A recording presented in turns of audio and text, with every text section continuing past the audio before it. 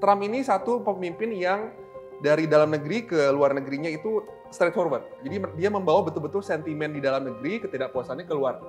Dan ini yang spill over ke hubungan dengan Tiongkok. Ini yang menjadi satu legacy, warisan dari Trump 1.0 yang tidak bisa diputar balik di era Biden sampai sekarang berlanjut terus. Dan ini spill over-nya ke macam-macam sektor.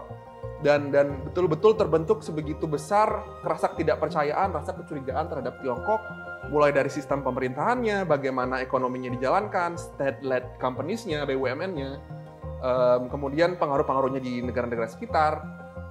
Mungkin komen saya adalah jangan sampai Indonesia ini juga terjebak dengan kebijakan-kebijakan yang dibuat oleh Trump, gitu ya. Ketika Trump semakin proteksionis, Indonesia jangan semakin proteksionis juga, gitu ya. Di sisi perdagangan yang perlu dilakukan oleh pemerintah Indonesia, yang pertama adalah tadi mengidentifikasi apa sih kira-kira bargaining power Indonesia. Misalnya yang pertama adalah we have the largest market in Southeast Asia. That's something that we can offer to them, gitu kan.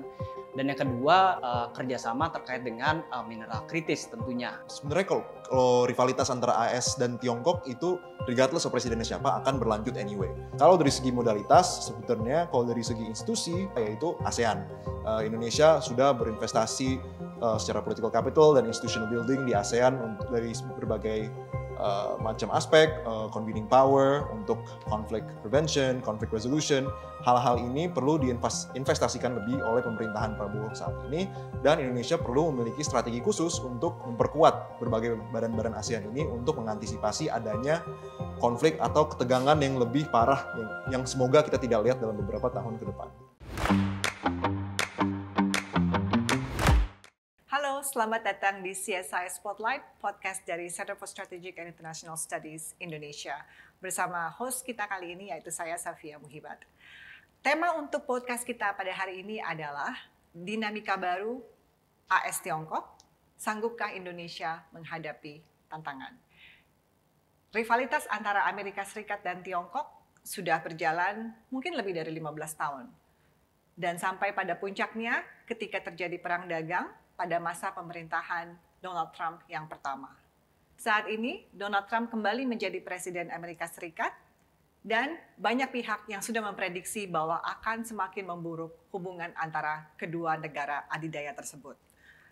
Bagaimana kemudian tantangan ini bisa dihadapi oleh Indonesia? Apakah Indonesia siap menghadapi tantangan ini? Apakah kita memiliki modalitas yang cukup untuk menjadi negara yang bisa mengambil keuntungan dari rivalitas antara Amerika Serikat dan Tiongkok ini?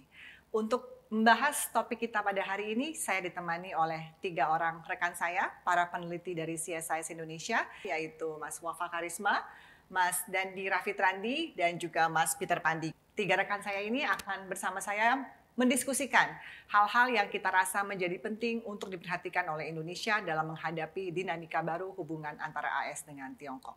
Saya mulai dulu dengan Wafa.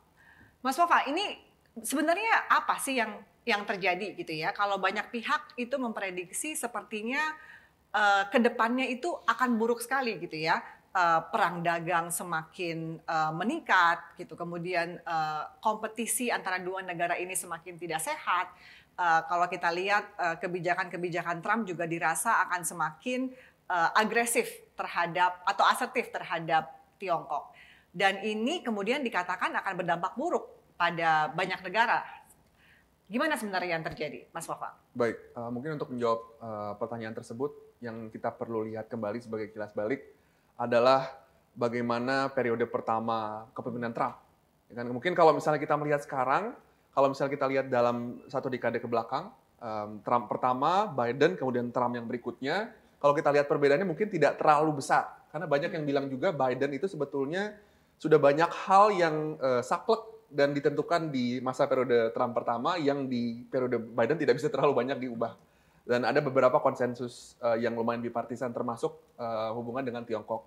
Tapi kalau misalnya ditarik secara garis besar, sudah banyak ahli yang bilang bahwa kenaikan Trump pertama dan Trump kedua, kalau di sandwich Biden di tengahnya, dalam sejarah politik luar negeri Amerika Serikat, itu dampaknya cukup besar. Yang paling jelas adalah perbedaan antara Obama ke Trump.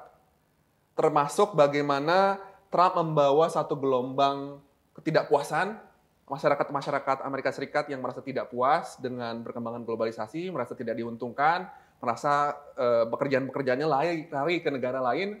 Ini masyarakat kelas menengah ke bawah mungkin ya, yang notabene berada di tengah-tengah Amerika Serikat, bukan masyarakat pesisir atau segala macam, yang kehidupannya dari manufaktur mungkin, dari pabrik-pabrik. Ini pekerjaan-pekerjaan itu lari keluar karena globalisasi kan, dengan logika ongkos yang lebih murah, terutama ke Tiongkok mungkin, ke Vietnam dan negara-negara yang lain.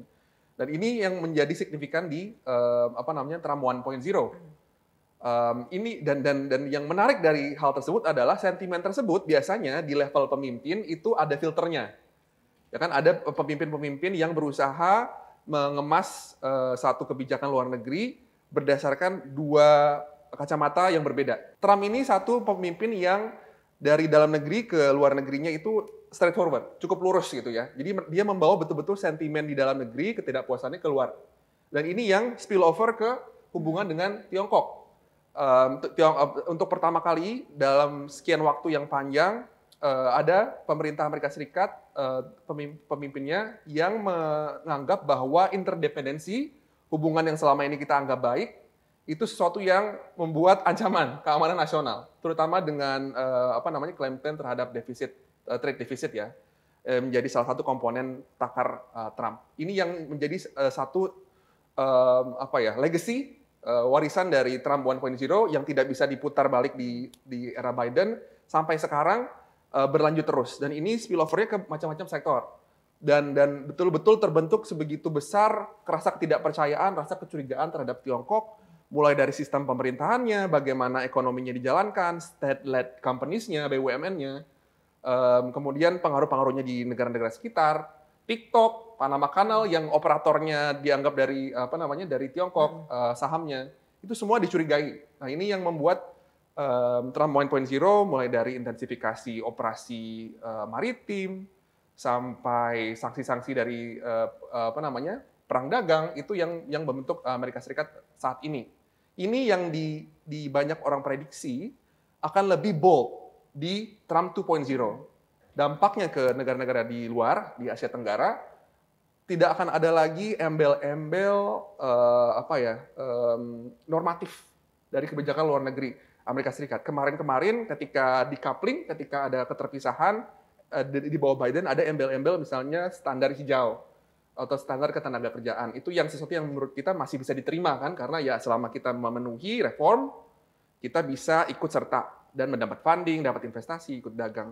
Tapi yang setelah ini, saya khawatirnya Trump akan lebih straightforward karena rivalitas terhadap Tiongkok saja. Bukan lagi soal standar-standar, tapi soal siapa yang dekat ke Tiongkok, siapa yang dekat ke rival-rival Amerika Serikat, itu yang akan terkena dampak dari kebijakan unilateral Amerika Serikat. Tapi bagaimana kita bisa memahami bahwa perubahan yang akan terjadi itu memang sedemikian besarnya gitu? Sedemikian besar mungkin beda-beda per negara.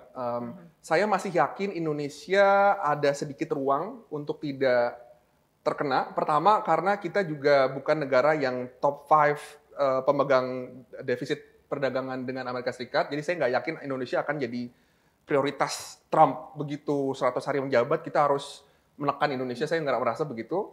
Kedua kita juga pasarnya besar, ekonominya besar, ekonomi 8 terbesar, jadi masih ada semacam buffer pengaruh Indonesia kalau asalkan Indonesia tidak terlalu bandel atau melakukan kebijakan yang begitu dicurigai oleh Amerika Serikat. Saya rasa kita akan baik-baik saja. Negara-negara lain ini yang mungkin lebih terkena. Ada beberapa negara di Asia Tenggara yang memang terlihat bergeser dan terlihat kalau dari ini ya, dari subjektif orang luar ya, lebih sangat didominasi oleh investasi Tiongkok.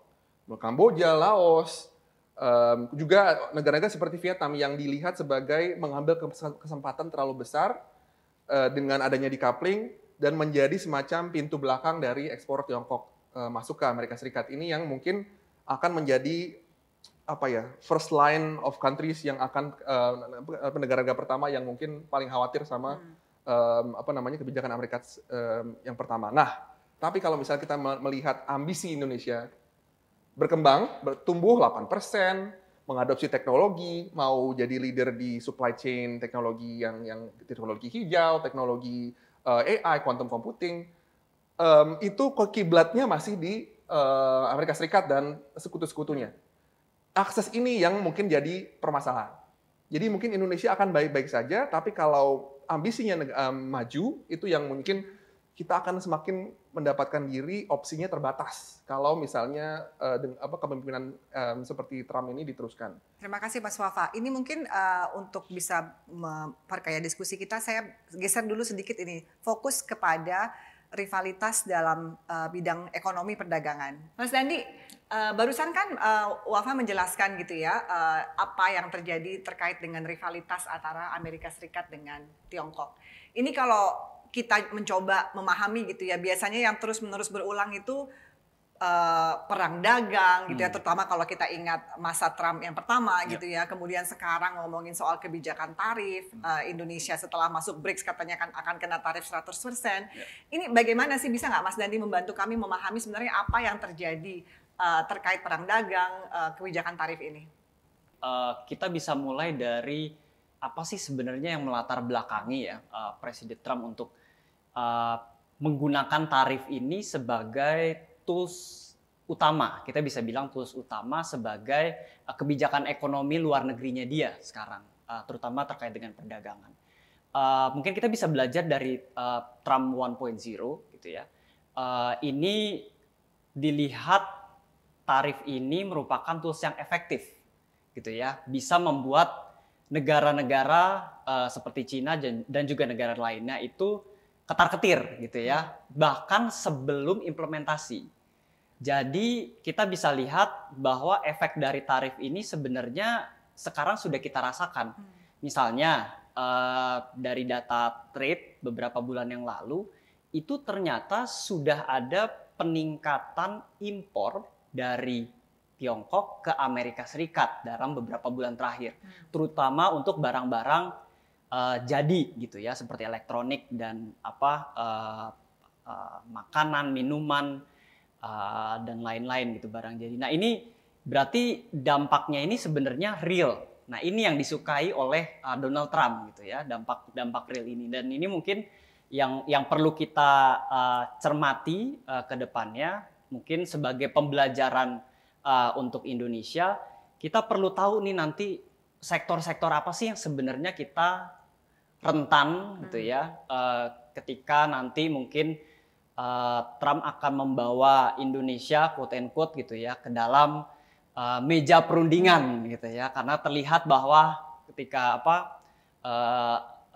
stafnya misalnya membawa list negara top gitu ya, top 20 negara dengan trade defisit terbesar. Nah Indonesia ini pasti ada di list gitu ya. Nomor jadi berapa tuh Mas Dandi? Kalau nggak salah masuk 10 besar. 10 besar. 10 besar. Jadi dan Indonesia ini trade surplusnya itu tahun 2024 kemarin itu 40%-nya disumbang oleh Amerika Serikat. Jadi signifikan gitu ya trade surplusnya. Nah ini setelah nanti kita akan bernegosiasi, apa sih sektor-sektor nanti yang akan kita bisa istilahnya tawarkan kepada Donald Trump gitu ya, kepada staf-stafnya untuk mungkin nanti kita ada apa nih yang butuh kita kerjasamakan gitu ya, karena seperti yang tadi seperti yang kita tahu bahwa Donald Trump itu ingin punya market access yang lebih besar, jadi mereka ingin punya ingin bisa punya kapasitas ekspor lebih besar gitu ya dari Amerika Serikat ke negara-negara mitra. Thank you Mas Dandi.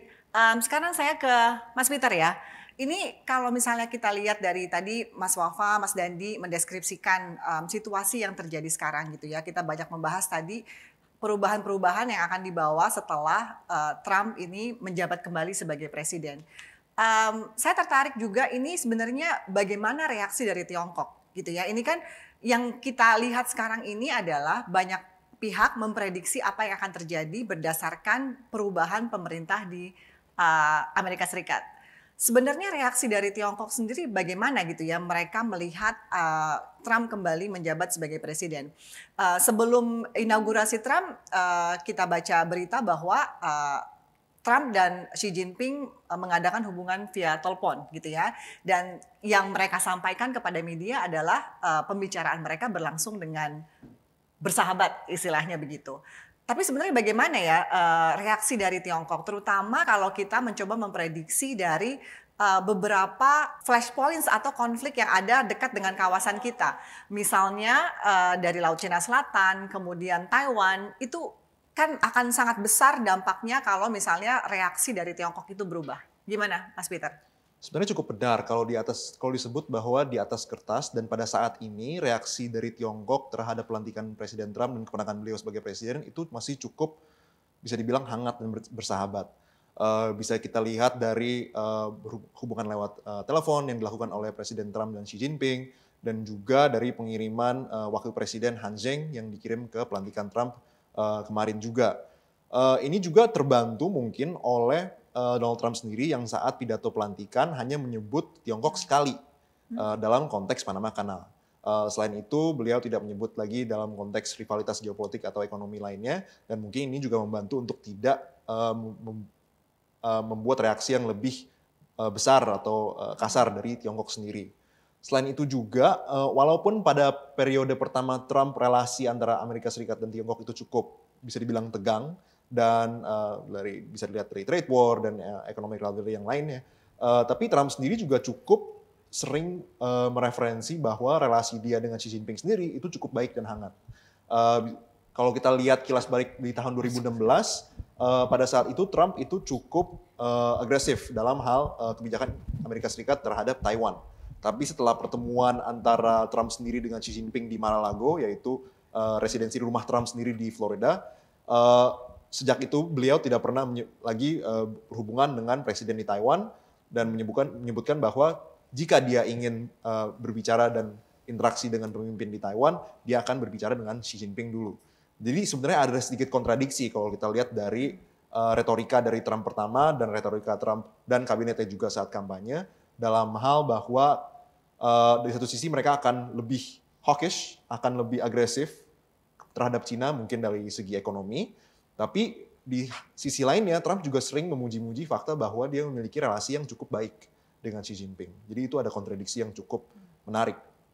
Kalau dari segi flashpoint, tadi Taiwan sudah di-cover sedikit, Laut Cina Selatan tidak banyak disebut sejujurnya oleh Trump selama masa kampanye beliau. Kalau kita melihat pada periode pertama, mungkin Mas Wafa nanti bisa menambahkan, Laut Cina Selatan juga tidak banyak dibahas oleh Presiden Trump secara kebijakan, tapi dari segi operasional, freedom of navigation operations masih tetap berjalan, dan posisi Amerika Serikat terhadap UNCLOS masih kuat.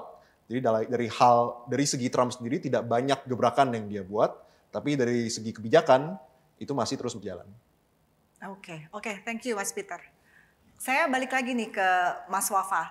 Ini kan tadi barusan Mas Peter bicara soal kok kayaknya kalau kayak Laut Cina Selatan itu juga nggak terlalu banyak dibahas gitu ya. Bahkan yang spesifik refer ke Tiongkok itu dalam speech Trump itu hanya sekali gitu ya. Kalau misalnya kita coba memahami ini, kita melihat dari kacamata Indonesia, kacamata kita di Asia Tenggara gitu ya. Kalau saya ngelihatnya itu kemungkinannya dua. Jadi yang pertama memang Trump itu berupaya membangun hubungan baik dengan AS. Jadi misalnya isu seperti Laut Cina Selatan itu beliau akan mencoba untuk membuat pendekatan yang friendly gitu, yang baik gitu ya. Atau memang ya wilayah ini nggak penting aja gitu. Jadi makanya Laut Cina Selatan udah dia nggak peduli, nggak usah dibahas gitu ya. Ini kalau menurut Mas Wafa gimana? Kita sebagai di negara di Asia Tenggara bagaimana kita melihat keadaan yang ada? Baik, dua kemungkinan itu memang sekarang masih agak abu-abu karena kita belum tahu Trump akan seberapa agresif dengan Tiongkok di periode yang kedua ini, yang sampai mungkin spill ke tidak hanya ekonomi tapi juga soal dinamika strategis keamanan geopolitik. Yang membuat kekhawatiran saya adalah kekhawatiran negara-negara Asia Tenggara adalah apakah Trump akan masuk ketika ada isu yang melibatkan Tiongkok, karena saking curiganya dengan Tiongkok, dia akan masuk ke Myanmar karena misalnya ada pengaruh kuat Tiongkok, dia akan masuk ke Laut Tiongkok Selatan, atau dia malah akan retreat yang membuat sekutu-sekutu atau paling tidak mitra-mitra dekat keamanan Amerika Serikat di kawasan akan sendirian. Karena memang retorika Trump kan ada dua, ya kan, selain dari hawkish terhadap China dan apa namanya terkait hegemoni Amerika Serikat di level dunia, tetapi juga beliau sudah sering menyampaikan beliau tidak terlalu mau overcommit ke perang-perang di luar, entah itu di Ukraine, entah itu di Ukraine aja nggak dibantu gitulah, yang memang sama Rusia yang selama ini lebih jelas rivalitasnya. South China Sea kalau misalnya ada tensi sedikit, pasti Filipina khawatir nih. Sekarang, nah ini yang menjadi pertanyaan besar bagi negara seperti Filipina. Kalau akhirnya ada tensi dari kecelakaan, kemudian meletus satu insiden kecil yang melebar, apakah dia akan dibantu? Karena kemarin-kemarin sudah ada beberapa mekanisme kerjasama antara Filipina juga dengan Jepang dan Amerika Serikat, ada yang namanya Squad, dan dengan Australia juga. Apakah ini ada tetap ditindaklanjuti? Apakah ada opsi-opsi strategisnya, mulai misalnya dari bantuan aset hingga betul-betul latihan bersama yang lebih besar, itu kita belum tahu. Satu kunci yang kemudian tertinggal adalah ASEAN. Karena ASEAN itu di levelnya institusi, dan sampai saat ini belum ada sinyal apapun dari Trump yang menandakan bahwa dia akan senang dengan institusi multilateral seperti ASEAN yang kita tahu lama keputusannya, responnya terhadap krisis lama, lebih fokus pada norm building, sesuatu yang mungkin Trump alergi kayaknya ya. Ini yang menurut saya akan terpengaruh dengan perhatian yang diplomatik yang lebih rendah, mungkin funding juga yang lebih rendah, dan akhirnya kalau misalnya melihat track record ASEAN yang relevansinya ditentukan dalam tanda kutip keberadaan great powers ini, mungkin ke depan ASEAN relevansinya hanya akan tergantung pada negara-negara Asia Tenggara sendiri. Ini yang saya khawatirkan. Oke, menarik sih ya. Maksudnya kalau tadi Mas Wafa menyampaikan kekhawatiran terkait multilateralisme, kalau dari kita dengar speech-nya Trump kemarin kan memang sangat sentimen yang disampaikan itu unilateral, proteksionis gitu ya. Ini saya mau ke Mas Dandi lagi nih. Kalau kita dengar gitu ya sentimen-sentimen unilateral, proteksionis gitu ya, terutama terkait dengan perdagangan gitu ya. Ini kita lihat dari kacamata Indonesia, terutama tadi membandingkan juga dengan beberapa negara di Asia Tenggara lainnya ya. Bagaimana kita bisa membaca ini gitu ya? Kira-kira kita mengantisipasinya bagaimana? Apakah kita bisa memprediksi akan terjadi skenario terburuk gitu untuk Indonesia seperti apa? Kalau dari sisi perdagangan yang perlu dilakukan oleh pemerintah Indonesia, yang pertama adalah tadi mengidentifikasi apa sih kira-kira bargaining power Indonesia. Ya. Jadi kita belum berbicara untuk mendapatkan peluang dulu deh, tapi yang penting kita punya something to offer gitu ya. Misalnya yang pertama adalah we have the largest market in Southeast Asia. That's something that we can offer to them gitu kan. Mereka punya produk teknologi dan lain-lain untuk dijual, dan kita punya market yang besar, dan itu merupakan salah satu posisi tawar yang menurut saya bisa dipergunakan nantinya. Dan yang kedua misalnya adalah kerjasama terkait dengan mineral kritis tentunya yang kita istilahnya dari beberapa tahun lalu kita buru gitu ya dengan kita punya comprehensive strategic partnership yang di-elevate di tahun 2023. Mungkin yang sampai sekarang nih perlu kita follow up, dan nggak cuma di follow up tapi kita perlu something yang lebih tangible. Karena Presiden Trump dari speech-nya juga gitu ya dari kemarin yang kita bisa lihat dokumen America First Trade Policy itu menyatakan bahwa dia terbuka terhadap perjanjian-perjanjian perdagangan yang sifatnya bilateral maupun produk spesifik, asalkan itu bisa membuka market access gitu. Jadi ini mungkin yang bisa kita offer ke Donald Trump gitu ya. Cuman nanti terkait dengan kebijakan Indonesia responnya seperti apa, karena kita tahu sendiri kita kan punya strategi downstreaming gitu ya, hilirisasi. Misalnya kita memban ekspor nikel kita gitu. Apakah kita akan merevisi gitu ya kalau misalnya diminta Donald Trump, apakah kita tetap stay dengan strategi downstreaming kita sekarang? Nah itu mungkin pertanyaan kepada pemerintah gitu ya. Cuman biasanya kisi-kisinya itu yang diberikan di dokumen America First Trade Policy itu ya. Jadi market access dan tangible untuk dia menekankan untuk pekerja di Amerika Serikat, terutama farmers dan lain-lain. Jadi mungkin produk-produk agriculture itu juga bisa kita identify tuh, misalnya kita lihat ada salah satu analisis yang mensimulasikan bahwa sebenarnya ada nih trade potential Amerika Serikat untuk mengekspor lebih ke Indonesia, itu terutama di produk-produk seperti misalnya gandum, minyak kedelai gitu ya, terus juga barang-barang produk makanan. Jadi mungkin itu yang bisa kita mulai pinpoint gitu ya. Ini loh yang akan kita offer nanti.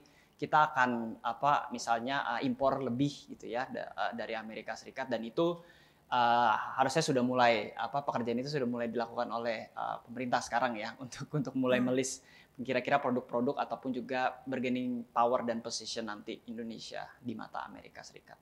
Oke, ini menarik ya. Ini saya ke Mas Peter sekarang. Ini tadi kan Mas Dandi sebelumnya Mas Wafa juga menyampaikan beberapa hal yang sepertinya udah bisa disiapkan oleh Indonesia gitu ya untuk kedepannya. Gini kan kembali ke judul topik podcast kita hari ini gitu ya. Sanggupkah Indonesia menjawab tantangan gitu ya? Kesanggupan, kesiapan.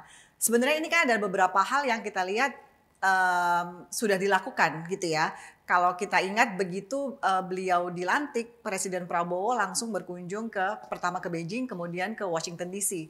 Kalau misalnya kita melihat harusnya kan ini menjadi step, mungkin bukan pertama kali ya, step kesekian beliau mempersiapkan hubungan yang lebih baik dengan dua negara adidaya ini.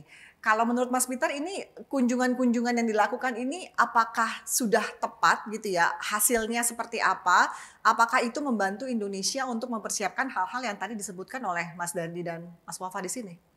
Sebenarnya kalau dari segi relasi bilateral antara Indonesia dan Tiongkok, dari segi ekonomi sekarang relasinya lagi cukup hangat.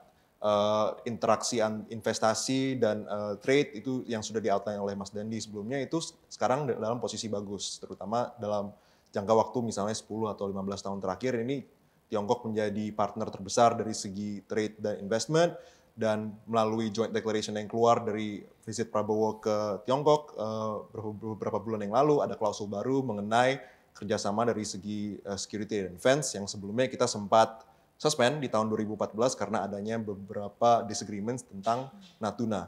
Nah, kalau visit Prabowo ke Washington DC dilakukan pada saat itu saat Presiden Biden masih presiden. Jadi banyak statement-statement yang keluar dari joint leader statement tersebut itu justru menekankan keinginan untuk melanjutkan beberapa capaian-capaian yang sudah dilakukan saat presidensi Joe Biden sendiri, yaitu perjanjian-perjanjian yang terjadi lewat Comprehensive Strategic Partnership, framework yang keluar dari Defense Cooperation Agreement, dan juga kerjasama militer dan keamanan melalui Super Garuda Shield dan lain-lainnya.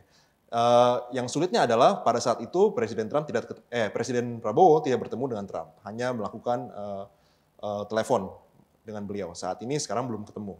Mungkin yang perlu dilakukan lagi adalah melakukan visit lagi untuk establish rapport dengan beliau antara di Jakarta atau lainnya di forum lainnya untuk establish apa yang diinginkan dari relasi bilateral antara Indonesia dan Amerika Serikat dalam berbagai domain berbeda-beda, dari segi ekonomi, dari segi politik dan keamanan pertahanan. Itu apa sih yang ingin dicapai dalam presidensi Prabowo dan Trump sendiri, kurang lebih seperti itu. Dengan kata lain, visit yang kemarin belum cukup?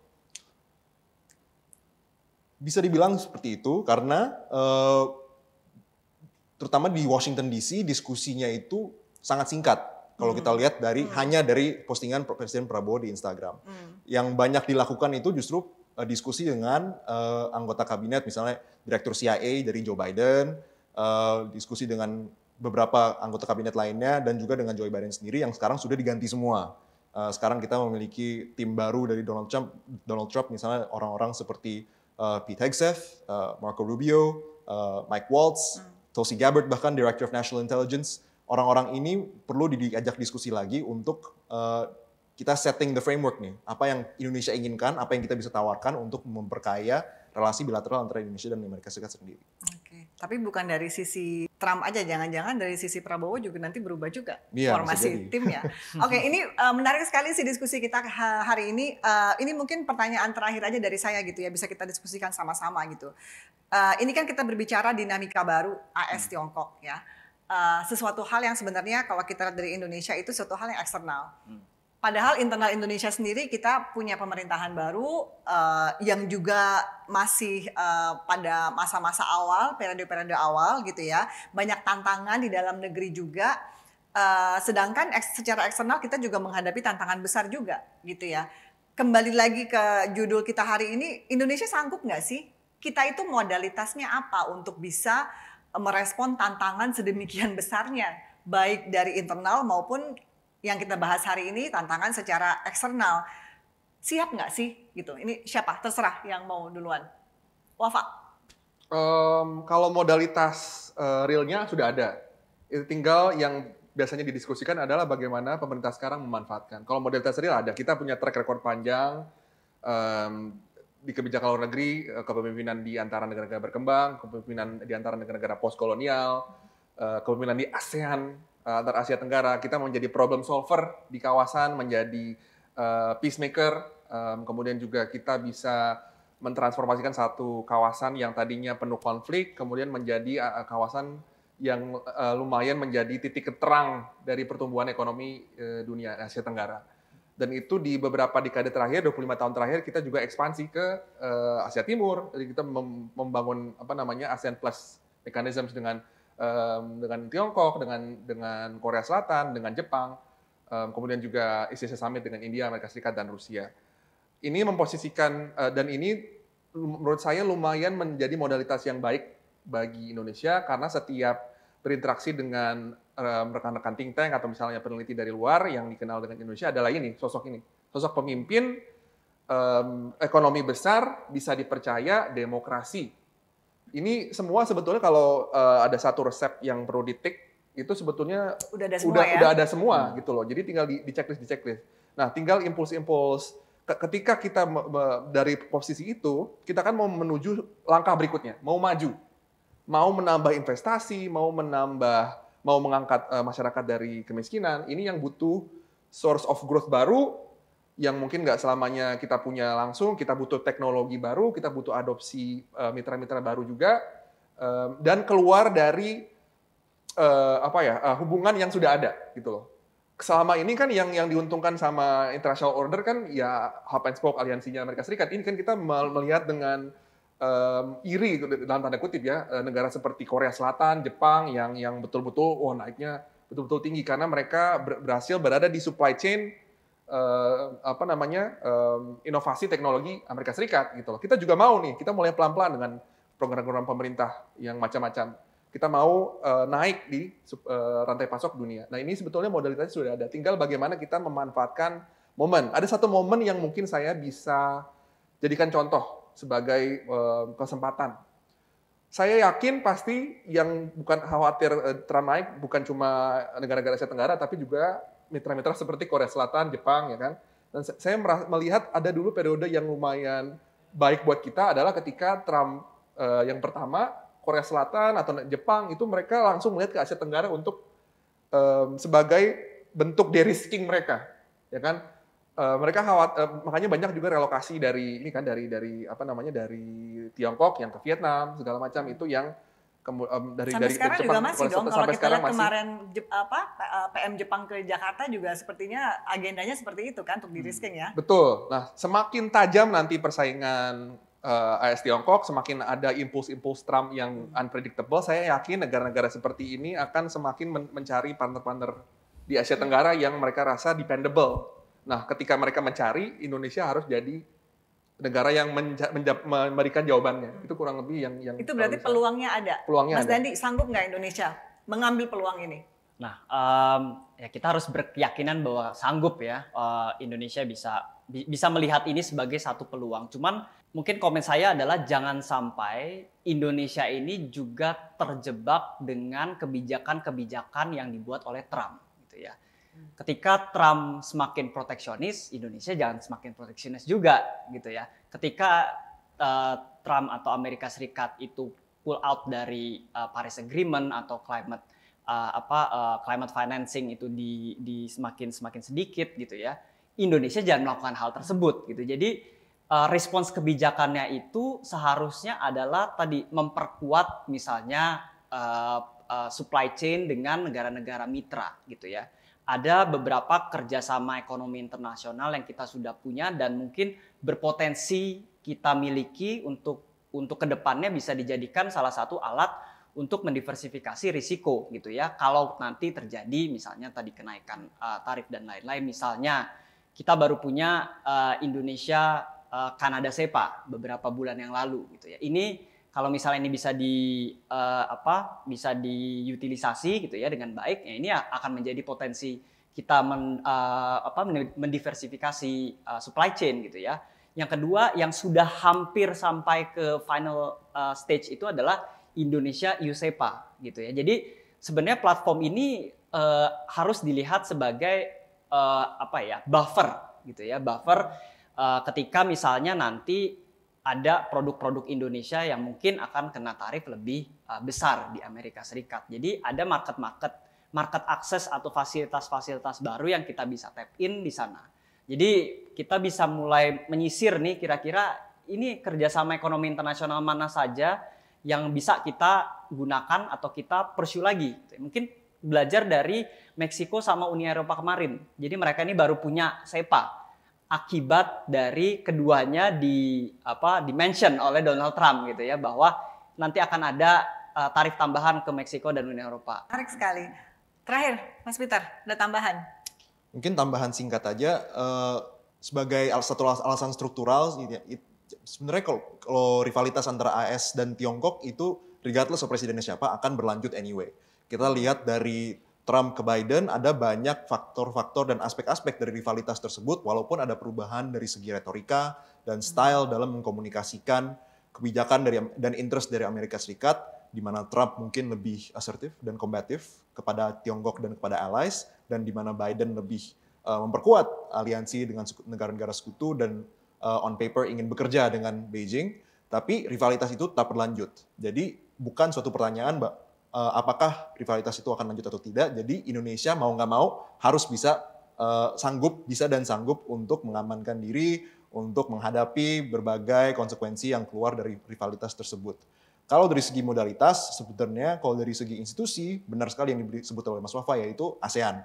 Indonesia sudah berinvestasi secara political capital dan institutional building di ASEAN dari berbagai macam aspek, convening power untuk conflict prevention, conflict resolution.